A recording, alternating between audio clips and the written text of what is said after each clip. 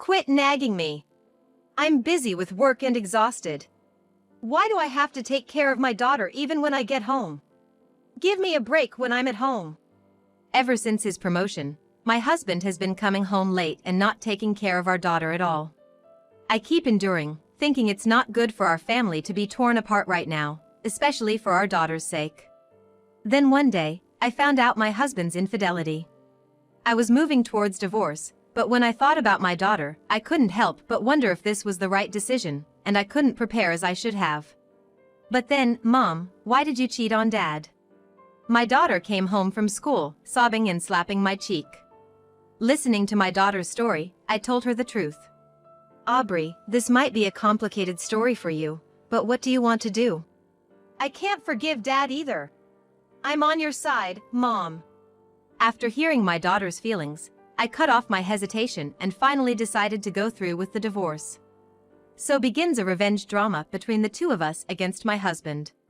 I'm Karen, 43 years old, living in a single-family home with my husband, Chris, who is the same age and working in a company, and our daughter, Aubrey, who's in 7th grade. We bought this house just when our daughter entered middle school, and we said goodbye to our previous apartment living. The people in this neighborhood are all kind, and it's a very comfortable place to live. My daughter seems to have classmates around, and she's enjoying her life. At first glance, this life might seem smooth sailing, but I have one concern. It's my husband. Ever since his promotion, he's been coming home very late. Of course, I understand that getting a promotion means a higher position and busier schedule.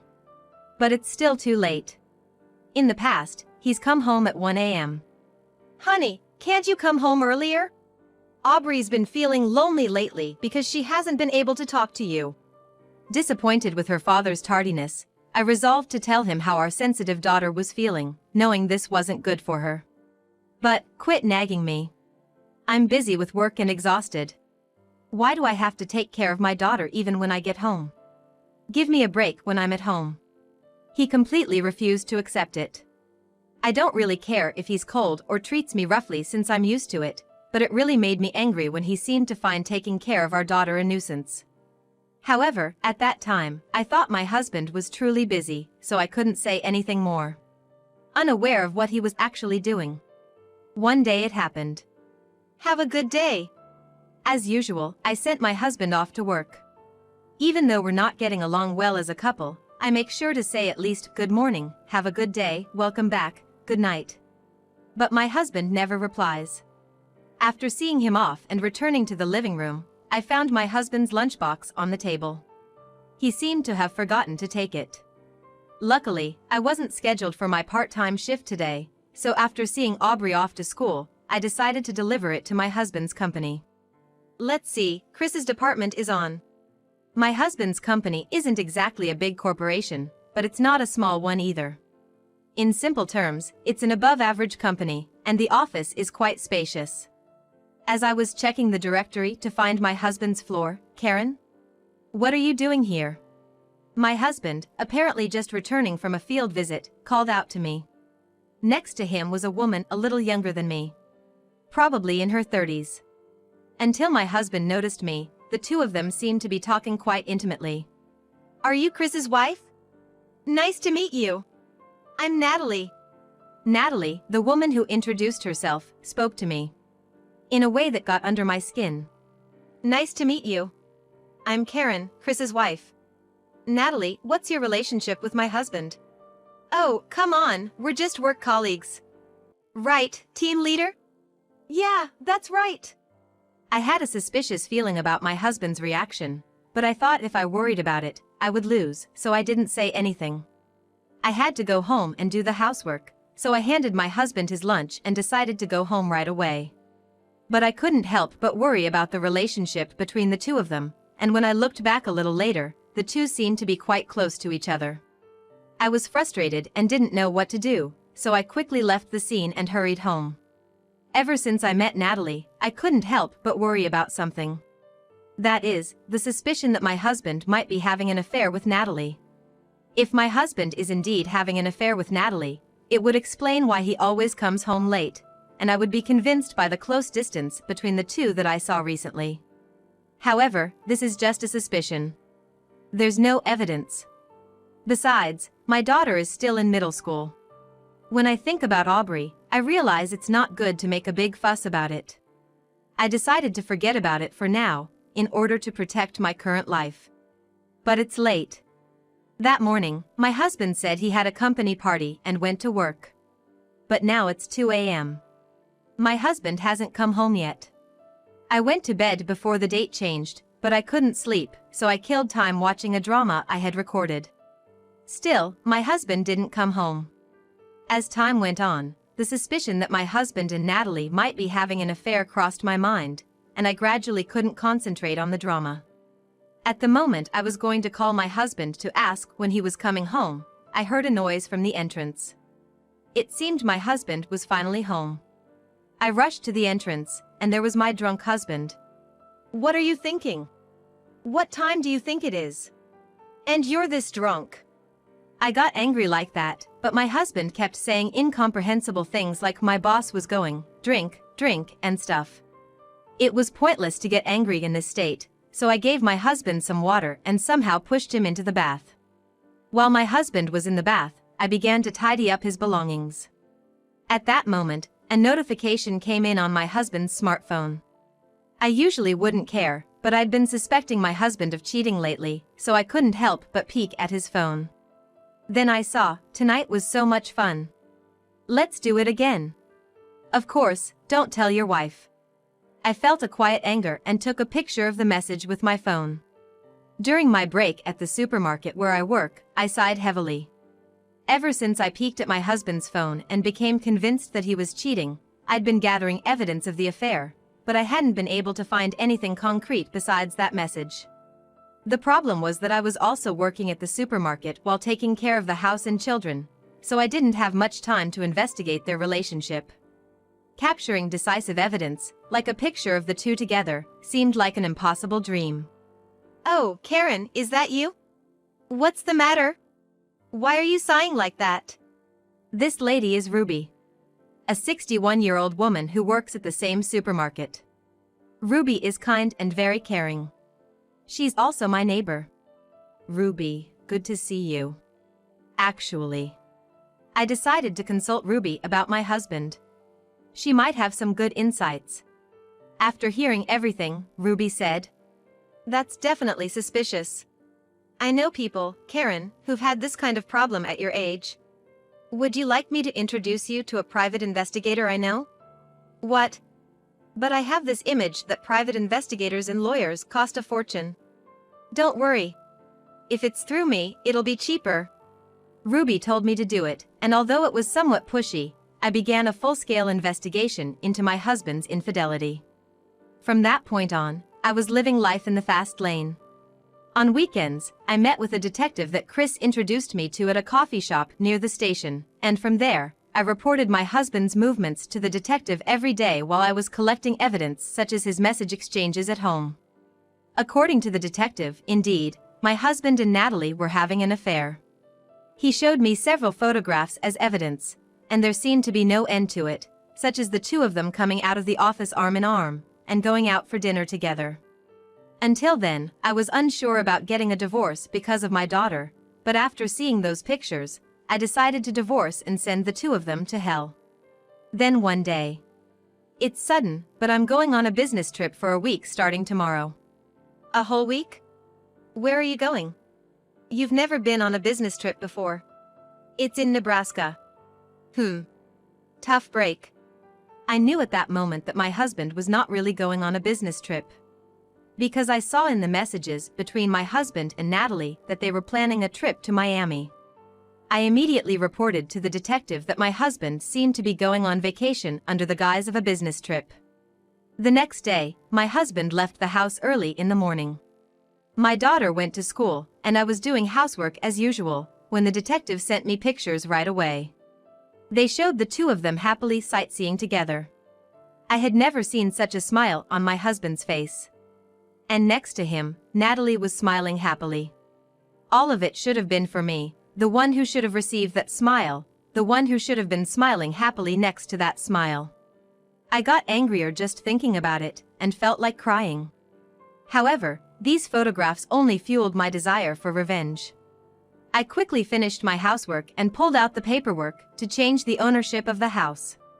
With the evidence piling up, when my husband returns from his affair trip, I'm going to confront him with the evidence and kick him out of the house. As I was filling out the paperwork, I heard the front door open. My daughter was home. When I went to greet her at the entrance, she was standing there, looking down. "What's wrong? Did something happen at school?" When I spoke to my visibly upset daughter, she slapped my cheek. My daughter, finally looking up, was sobbing. "Mom, why did you cheat? Wait, what are you talking about?" I couldn't catch up with my daughter's sudden words and behavior. As I was confused, my daughter continued. "My friend told me today. Mom, you met a man at the coffee shop near the station last weekend. There's even a picture."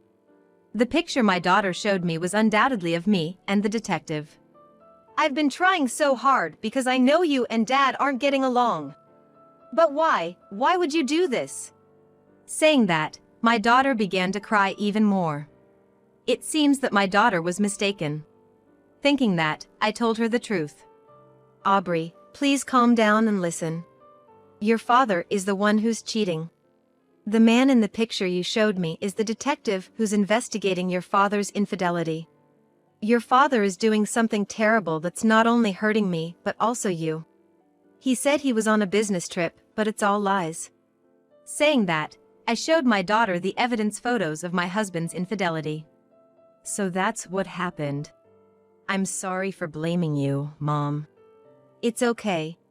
I'm sorry for letting you misunderstand. It might have been a complicated story for you, Aubrey. What do you want to do?" "I can't forgive Dad. He's making you sad, and he's neglecting me, right? I'm on your side." Saying that, my daughter agreed to help me. Of course, I took care of the legal procedures and claims for child support, but she helped me pack up my husband's belongings to throw him out. As we were busy preparing, the day my husband would return finally came. "I'm home. Welcome back. The day has finally come. Today I'm gonna send both of them to hell. Man, I'm tired from the business trip. I don't usually go on them." He seems intent on maintaining that he was on a business trip, even though it's all out in the open. "Hey, honey. Can you sit down? I have something important to talk about." "What?" "I'm tired from the trip. Can't it wait? Just sit down." My husband, sensing something unusual from me, obediently sat in the living room chair. "How was the business trip to Miami?" "I told you just now. I'm tired." "Wait, what did you just say?" "How was the business trip to Miami?" "That's what I'm talking about. How did you know I went to Miami? I only said I was going to Nebraska." "So you admit you went to Miami?" "Yes. I went to Miami on a business trip. With Natalie, right?" "Why? How do you know that?" I thrust a pile of evidence photos at my flustered husband. Upon seeing them, his face turned pale. "What's this?" "What do you mean, what's this? You should know better than anyone." With that, my husband fell completely silent. "Don't you have anything to say?" "Shut up! You're the one who's disgusting, sneaking around and even spying. That's probably why you're being cheated on. It's not my fault. It's your fault." I was utterly dumbfounded. Not only did my husband admit to cheating, but he also lashed out at me. Keeping quiet means you admit you're in the wrong." The moment my husband said that with a triumphant face, "Why is Mom wrong? Dad's the one who's wrong," came from Aubrey. And then, "I've heard everything, Chris. You're cheating on Karen, and then you say such things to her."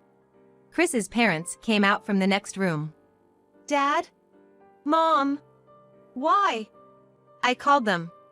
It was my daughter who had suggested calling Chris's parents. Chris's parents live in a remote area of Kentucky, so it felt a bit awkward to call them all the way to New York, but we did it, saying, "We're gonna beat the tar out of Daddy." It seems my daughter, Aubrey, is quite vengeful, just like me. For Chris, this was an unexpected development, and it seemed to be quite effective. "You lie about being busy at work, you hurt Karen, you ignore even Aubrey, and you go off on trips with other women cheating on your wife. Then you get caught cheating, and you suddenly get defiant? What's with that attitude? Enough of your nonsense. Next to Chris's father, who was yelling at him, Chris's mother, Ruby, was crying. Since Chris's parents appeared, his face had turned pale beyond belief. Serves him right. Call your mistress here right now. But Chris was still frozen in his chair, unable to believe what was happening before his eyes. Unable to wait, I forcibly took Chris's smartphone and sent a message to Natalie, pretending to be him. Miami trip was fun. No one's at home now, wanna come over? I had to do it this way, otherwise, she might not come. While I was typing the message, Chris kept shouting at me to stop, but thanks to Chris's parents holding him back, it worked out well. After a while, the house intercom rang. She's here, isn't she? Better go welcome her quickly? She thinks you called her after all. Chris, realizing he had no chance of winning, quietly headed towards the entrance. As the door opened, I could hear Natalie's cheerful voice, "I'm so glad you invited me over. It's gonna be our house soon." I wanted to have a look around. From the conversation, it seemed Chris planned to divorce me, kick me and Aubrey out, and live in this house with Natalie. How stupid can people be? They don't even realize they'll be the ones getting kicked out. Just imagining their desperate faces as they leave makes me want to burst out laughing. Then Chris returned to the living room with Natalie.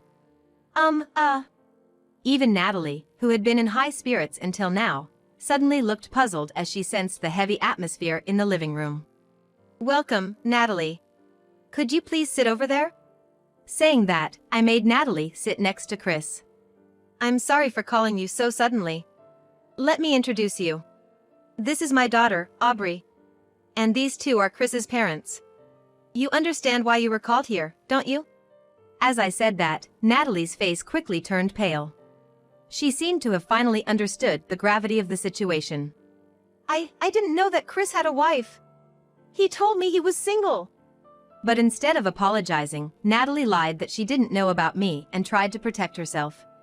Cheaters are just rotten to the core. Thinking that, I immediately corrected her.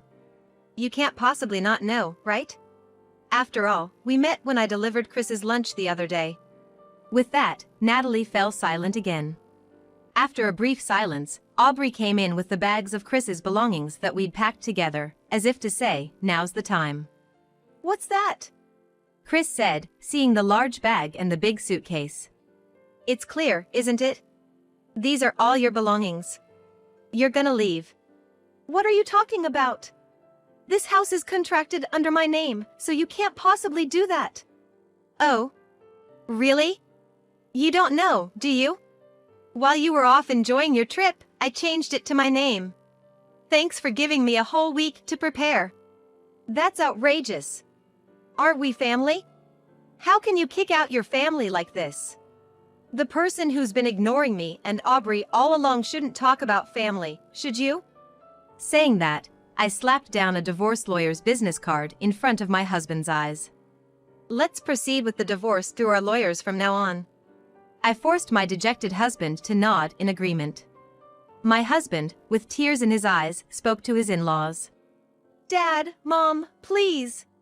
I'll do anything, just let me stay with you until I find a place to live." But they replied, "We don't have room for a fool son like you. Don't ever associate with us again." "That's right. I don't want to think of you as my son.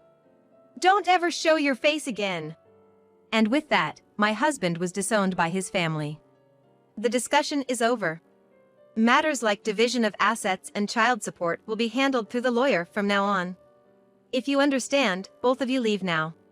With that said, the two of them got up and slowly headed towards the front door. On their way out, Natalie asked, "Aubrey, was it? Aubrey, why don't you come with us? I'm definitely better than your mom, you know?"